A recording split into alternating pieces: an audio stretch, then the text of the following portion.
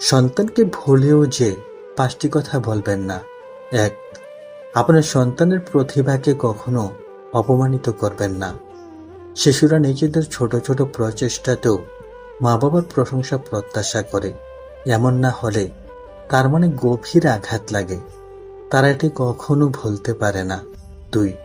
বাচ্চাদের ঘন ঘন মিথ্যা কথা বলবেন না, যার ফলে তারা বাবা-মার প্রতি বিশ্বাস হারাতে থাকে। এর ফলে তার পুরো জীবন প্রভাবিত হয়। ৩. সন্তানকে কখনো হ্যাঁ বা ঠাট্টা করতে নেই। বাচ্চাদের কষ্টকে ছোট করে দেখবেন না, তখন তারা আপনার কষ্টের মূল্যায়ন করবে না। ৪. বাচ্চাদের কখনো বলবেন না যে আপনি তাকে ভালোবাসেন না বা তাকে জন্ম দিয়ে আপনি ভুল করেছেন। এর ফলে তারা পরিবারকে দূরে ভাবা শুরু করবে। ৫.